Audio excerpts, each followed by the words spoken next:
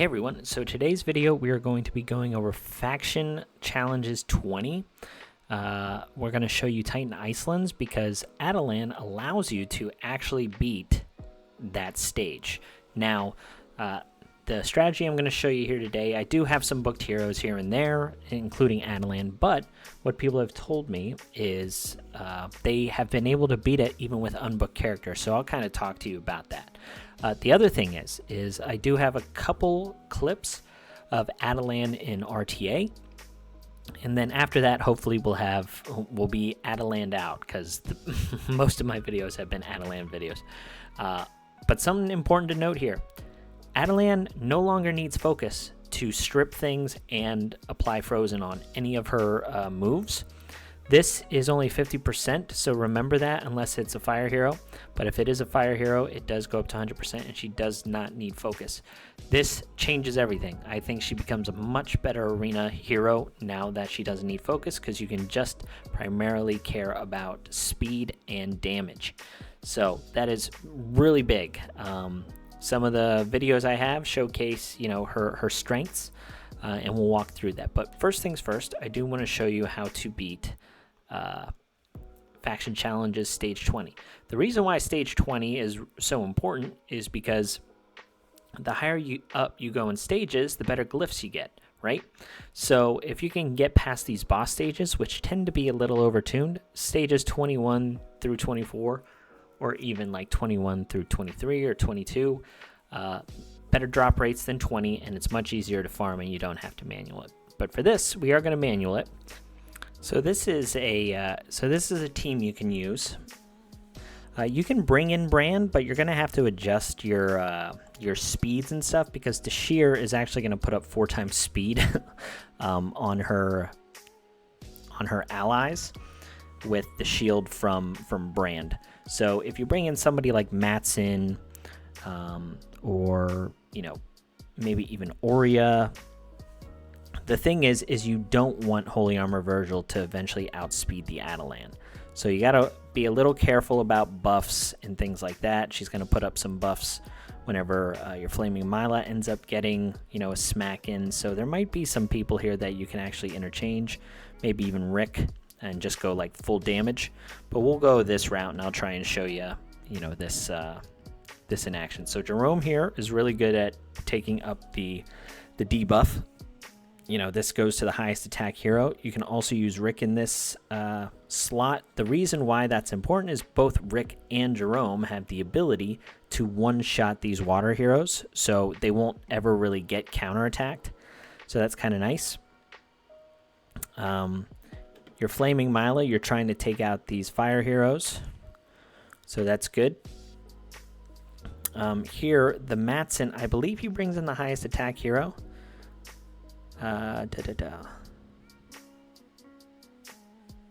Ally with the lowest health. Okay.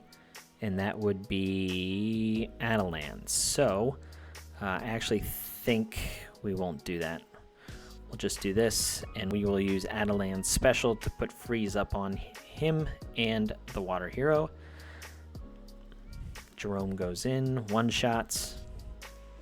Our Flaming Mila is gaining the stacks, which is very good. That's what we want. Again, the important thing is that she is at the back of the turn order. Here I think we'll just keep doing this. We'll freeze him or kill him, okay? So that's okay, that's okay. We're still healthy enough. Yep, we're still okay. And then we'll finish them off. Okay, so here, what you want to do is you want to, if you can put the defense down up, this is nice. You might have the ability to help kill the Tashir here, but you're going to whack Tashir with Jerome. And again, we're just really paying attention to see if this Holy Armor Virgil is going to stay behind the Atalann, because you want to keep him frozen because he steals buffs. Here we take out the God Fairy. Okay, so we're still okay. So the lowest health hero is our Flaming Mila. So she's actually going to do the joint attack on the Tashir. If she doesn't miss, This is actually going to be pretty good. But if she does miss, ooh, close. All right, so here, what we'll end up doing is probably just freezing the Holy Armor Virgil, so we can loop back around to eventually try and kill. I wasn't sure if that was going to kill or not, but you want to always have the Holy Armor Virgil frozen. So that's what we'll do with our Adelan there. That's the key thing, right? Here we'll heal up whenever we do damage. Go after this Cirrus. Here, the Holy Armor Virgil is still frozen from the Adelan, so as long as you don't touch them, it's okay. She also has the freeze on the basic. So there we go. Both people are frozen. Again, we're kind of just going back through this thing. He does get counterattacked. We're trying to save her ultimate. This is actually working out perfectly. Here we can freeze her. We'll kill her because that's what her special does. It freezes and then it's going to apply the frozen on the Holy Armor Virgil. And then we're going to have all of these guys back around with the ult available on our Flaming Mila to try and one-shot here. So there's the frozen. Doing damage based on his attack. See how much damage our Flaming Mila does. There you go. Now that's a booked one, right? You're going to have to play with some variations, but the important thing is even if you don't kill with the Mila there, every time you go to the back of the turn order, your Adelan is always going to be at the back. So if Flaming Mila didn't kill there, Adelan was going next, she was going to freeze the Holy Armor Virgil again, right? And then you loop back around, and then you try and kill him the next time. And if that doesn't work, then you you loop back around till you freeze on the Adelan. So that's how you end up beating stage 20. Like I said, a lot of your teams are kind of interchangeable there. I've seen people say that they did it without a booked Mila. They've done it with Rick instead of Jerome. They use what's this guy's name? Brand the Brilliant. I'm sure there's even some iterations with joint attacks in Barclay. So the key thing, going back to it, is just Atalann being last in the turn order. Okay, so you can continually freeze the Holy Armor Virgil, but your plan of attack here is to take out the God Fairy if you have somebody like Flaming Mila. If you don't, if you have like Jerome and Rick, it still might be achievable with the Adelan freezing the Holy Armor Virgil. If that's the case, you're probably going to want to try and take out the Dashir first if you have two green heroes. But the way I like to do it is to make sure that the Flaming Mila takes out the God Fairy because it puts your skills on cooldown.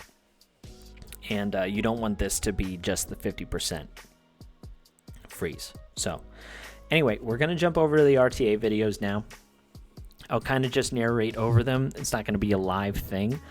But I did want to show you guys the fact that Atalann doesn't need focus now. So this is really huge. So anyway, we'll jump over to that. And yeah, we'll go from there. Okay, so I got, I think, a couple wins in here and maybe 1 or 2 losses. So we'll just analyze this. This isn't live or anything. But I just wanted to showcase some videos on where we use Atalann. Now, she's very high speed. I think she's like 365, 366 speed, which will outpace a good chunk of Alicia's, which is her main goal. I think there's one match in here with Alicia, but the other thing is she is a very strong counter to Adelan. So her being an Adelan counter, a Vengeful Hassle counter, and Oderic counter, I think make her very, very viable for in-game RTA. The fact that you don't need, any kind of, focus or anything like that really makes a difference. So, yeah. And on top of that, she's an okay damage dealer. It's not great, but it's enough.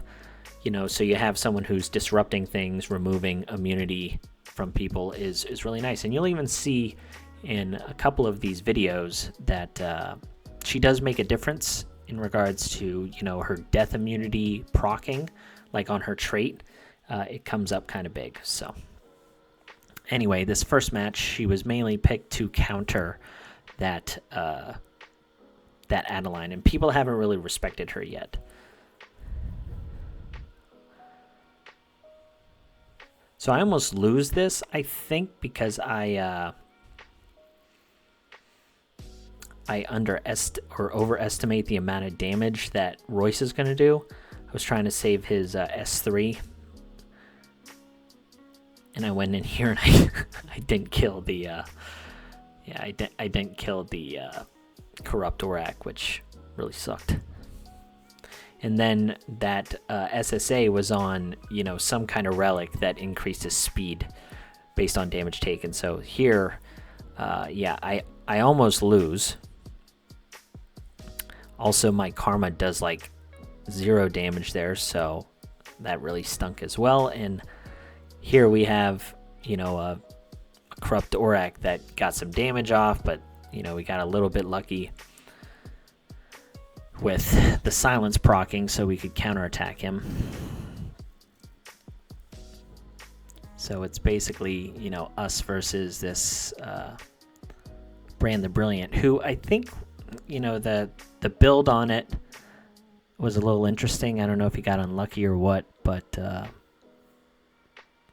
yeah, it wasn't doing a whole lot of damage. So that was the first one. She was basically there to, you know, try and freeze the Brand the Brilliant or the Adelan, but I ended up banning the Adelan. But with the Guan Yu was probably going to one-shot her, so I could have froze the Brand the Brilliant there, or the Corrupt Orac. So I didn't play great there, but her speed was enough to go ahead of the Guan Yu, which was kind of nice, even though we only brought a Royce who was going pretty slow, but I had a bunch of slow heroes in there anyway. But let's go to the next match. So this match, I think I misplay really poorly, but hopefully I think it was a decent showcase of Adelan. So I first picked the Jocasta here. I'm not quite sure why I did that. It was just to, I guess, put up an immunity on somebody or something. She is an okay pick against Adelan, but yeah, it was an odd thing. I should have just picked Karma and then Cordelia, but I didn't. And when I didn't, you know, this enemy gets to go in and pick Cordelia. So now I'm already behind. I'm debating on who to pick here, because the Rosalie can be a real issue against my Karma. I end up picking the Atalann, because she's actually really strong here against like Rosalie and Adelan, so it's a strong pick. And then I end up picking the Naya, hoping that it's a decent pick against the SSA, but I end up still banning the Cordelia, and he ends up banning Naya, because I thought he was going to ban the Karma because he had SSA, as well as, you know, Horseface and Cordelia, so I thought that was a slam dunk, but it ended up working out for him, because I kind of get wrecked here. Yeah, so here, you know, I have the option to either freeze the Adelan or the Rosalie. I see the Rosalie is going before my Nero, so I end up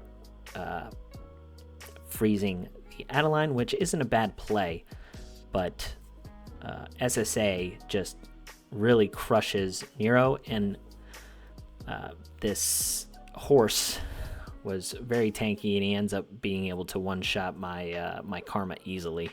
So yeah, that was unfortunate. And then obviously the Nero triggers the SSA, gets the stun, and then it's just over. So this was pretty bad on my end, just from a drafting standpoint.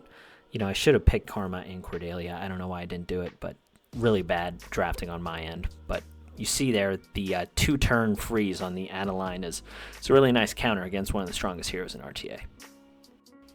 Alright, so I think I got 2 more matches for you guys. maybe 3. No, 2. Yeah, 2 more matches. Okay, so here, this is what I love to see. You know, I got the Karma pick, which is what I want, so she can't counter the Adelan. Adelan's really good here against both the Alicia and the Adeline. We also have the Naya pick just in case they end up wanting to ban like the Karma or something. Naya is a really great pick against the Alicia. Then they go into Rosalie.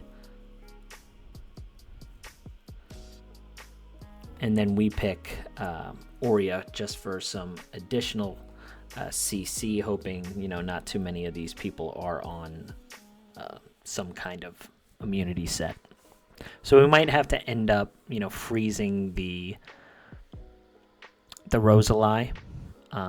Here I debate banning the Light Nick, but then I remember that his death immunity actually triggers Atalann, so that would have been really bad. I end up picking the Dark Twin. So we got strong matchups for Adelan here on like 3 of his 4 heroes. Actually, all 4 of his heroes. So this is a really nice showcase. So we have the ability to hit the Rosalie, which, as I'm seeing here, actually goes after our Nero. So I'm able to freeze the Adeline. If she went before, I don't know what I would have done. Probably still would have froze the Adeline because I had the taunt there from Aurea. And here I can just nuke with Nero. And as you see here, you know, we have the freeze, and now we just basically control off of the Light Nick. He had immunity up whenever we put him down to 0, which is why it wasn't frozen. But this is actually close. He does come out of freeze when I should have S2'd there, because it's 50%. But thankfully I had the attack down 2 and taunt up, because his AoE like smacked. It was close, but anyway. Yeah, so that was a really nice match for Adelan. And on to the last one. All right, so last match here, and this one is actually the best one, because this person picks like a Vengeful Hassle and Oderic. So this is a really nice showcase of Atalann being a pretty strong contender. You know, this whole no focus thing is a game changer. You don't have to worry about building up the focus stat. You can just go full speed, you know, and put a little bit of damage in there to make her resourceful. But you can deal with the toughest heroes, you know, to deal with, like Vengeful Hassle, who's just built extremely high resistance. And even if he's not high resistance, they'll put immunity on him, but she just completely strips that. So here, you know, they're picking the A2 Adeline, they're picking the Vengeful Hassle, you know, they're picking Corrupt Aurak, Dark Twin. Here, I'm in a bit of a debate.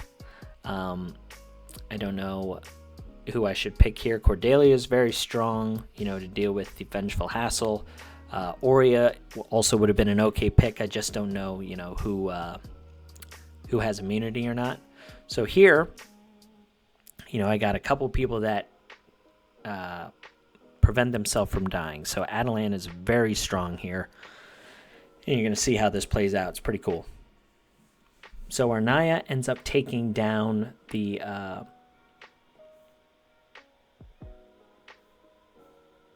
Vengeful Hassle to a certain extent. So even though our Atalann got frozen, right? Her trait is going to come in handy here. So you could morph the Vengeful Hassle there or the Oderic, but what we're going to end up seeing is we get lucky with who our Guan Yu attacks second, which is the Oderic. So it freezes him, and it does just enough damage to that Vengeful Hassle where the Naya is able to take him out. So now all we have to do is kill this Corrupt Aurak, and we can keep that Oderic frozen the entire time. So because Corrupt Aurak went at the end of the turn order, our Guan Yu counterattacked, and now we got an Oderic with a 2-turn freeze on him. He's not doing anything, and yeah, that's where Adelan's trait is just killer. I mean, we got pretty lucky with Guan Yu attacking the Oderic second, but even if he attacked the Vengeful Hassle there, it would have been also good, because I think we would have killed him. So yeah, I mean, that was Atalann in her prime there, but even though she got stunned on her turn, but her trait still, you know, took care of the Oderic. So anyway, guys, long story short, I think she's a really solid hero now that she doesn't need the focus. You know, her A5 is absolutely necessary for Ashe stages 20, at least 19. I mean, there's plenty of 19 teams out there where you don't even need her, but for stage 20, you're going to need the A5. She's a really great support there, does a lot of damage. And yeah, she seems to be pretty viable in Arena and RTA now that she doesn't need focus. So this is our last video on her.